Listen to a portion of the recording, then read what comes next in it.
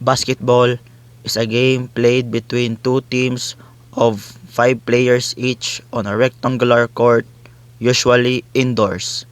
Each team tries to score by tossing the ball through the opponent's goal, an elevated horizontal hoop and net called a basket.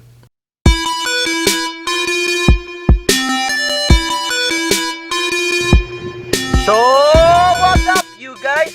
It's your boy Karet Osingwa, back here again with another video.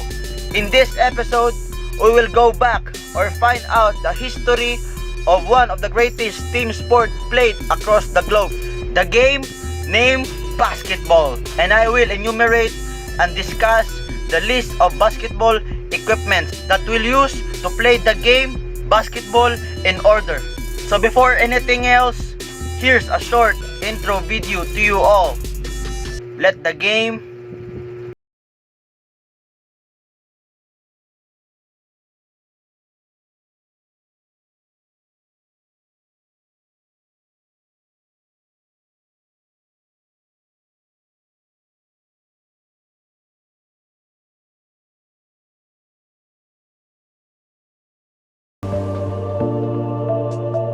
The history of basketball began with its invention in 1891 in Springfield, Massachusetts by Canadian physical education instructor James Naismith as a less injury-prone sport than football.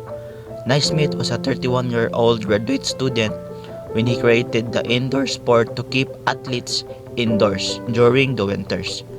The game became established fairly quickly and grew very popular as the 20th century progressed, first in America and then in the other parts of the world.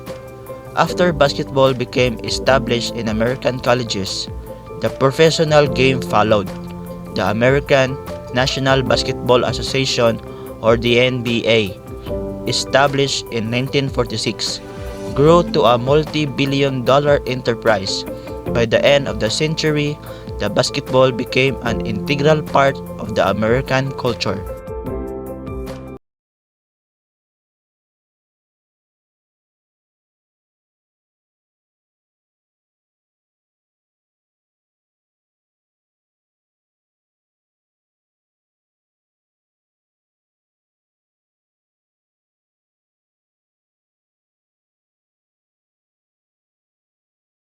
Instructor at YMCA International Training School, now known as Springfield College in Springfield, Massachusetts. Upon the request of his boss, Naismith was tasked to create an indoor sports game to help athletes keep in shape in cold weather. It consisted of beach basket and a soccer-style ball. He published 13 rules for the new game. He divided his class of 18 into two teams of 9 players each and set about to teach them the basic of his new game. The objective of the game was to throw the basketball into the fruit baskets nailed to the lower railing of the gym balcony. Every time a point was scored, the game was halted so the janitor could bring out a ladder and retrieve the ball. After a while, the bottoms of the fruit baskets were removed. The first public basketball game was played in Springfield, Massachusetts on March 11, 1892. This is the only known audio recording of basketball inventor and Springfield College alumnus James Naismith describing the first organized game of basketball played at Springfield College. The audio was unveiled by Michael J. Zogri, an associate professor of religious studies at the University of Kansas. What rules did you have for your new game, Dr. Naismith? Well, I didn't have enough, and that's where I made my big mistake. The boys began tackling, kicking and punching in the clinches. They ended up in a free-for-all in the middle of the gym floor. Before I could pull them apart, one boy was knocked out, several of them had black eyes, and one had a dislocated shoulder. It certainly was murder. Well, after that first match, I was afraid they'd kill each other, nagging me to let them play again. So I made up some more rules. The most important one was that there should be no running with the ball. That stopped tackling and slugging. We tried out the game with those rules. and we didn't have one casualty. We had a fine, clean sport. The most important thing for training is the ball. There are certain guidelines which one needs to follow when buying a basketball. For practicing, one can play with a rubber ball. For professional competitions, one needs to use an inflated ball made of leather. Official size of a basketball is 29.5 to 30 inches in circumference for men's game and 28.5 inches in circumference for women's game. It should weigh 18 to 22 ounces. When bounced off 6 feet from the floor, a well-inflated ball should bounce 49 to 54 inches in height. One needs specialized shoes when playing basketball.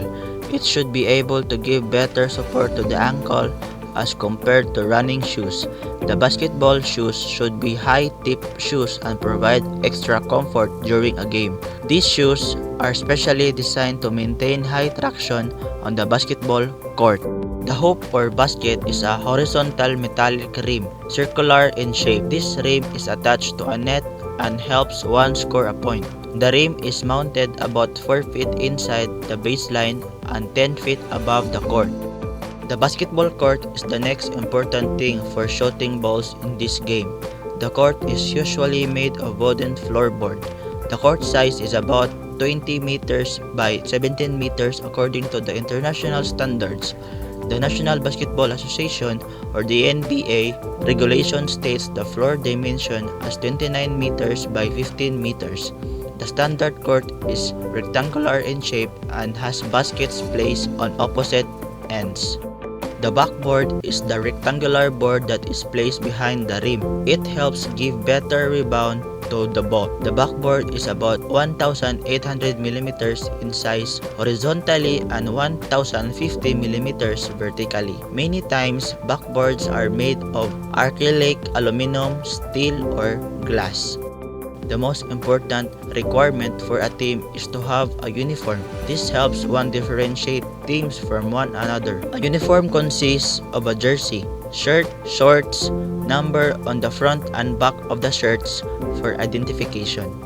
The offense is allowed a maximum of 24 seconds to have a ball in hand before shooting.